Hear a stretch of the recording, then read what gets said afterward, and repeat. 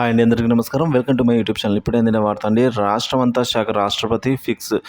So ఉత్తర్వులు అయితే జారీ చేశారు. ఏం జారీ చేశారన్న వివరాలు వీడియోలో తెలుసుకుందాం. వీడియో ఎక్కడ స్కిప్ చేయకుండా ఎండ్ వరకు అయితే చూసండి.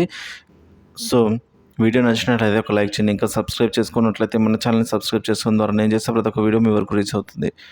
ఇక రాష్ట్రపతి ద్రౌపది ముర్ము మాట్లాడుతూ ఒక సంచలన ప్రకటన చేయడం జరిగింది. మేక్ ఇన్ ఇండియా, అంతర్నిర్భాన్ భారత వంటి పథకాలు భారతదేశాన్ని బలోపేతం చేశాయని, అతిపెద్ద ఆర్థిక వ్యవస్థగా భారత్ చాలా వేగంగా అభివృద్ధి చెందింది అని అయితే ద్రౌపది ముర్ము చెప్పారండి. సో ఆర్టికల్ 370 రద్దు చరిత్ర అని అయితే అన్నారు.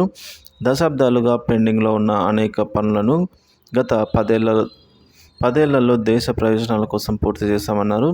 G20 సదస్సు విజయవంతంగా నిర్వహించామన్నారు.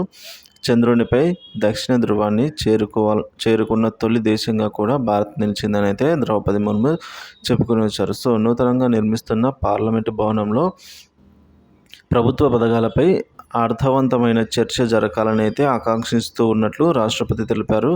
ఇక గణతంత్ర దినోత్సవం సందర్భంగా 5గురికి పద్మవిభూషణ్, 17 మందికి పద్మభూషణ్, 110 మందికి పద్మశ్రీ, మొత్తం 132 మందికి కేంద్ర ప్రభుత్వం అయితే ప్రకటించే విషయం తెలిసిందే. సో వీటన్నిటినీ కూడా మన రాష్ట్రపతి ద్రౌపది ముర్ము మాట్లాడుతూ ఈ విధంగా సంచలన ప్రకటన చేయడం జరిగిందండి. మేక్ ఇన్ ఇండియా, అంతర్నిర్భాన్ భారత్ వంటి పథకాలు అయితే మరి ముఖ్యంగా భారతదేశాన్ని బలోపేతం చేస్తాయని కూడా ఆవిడ పేర్కొనడం జరిగింది.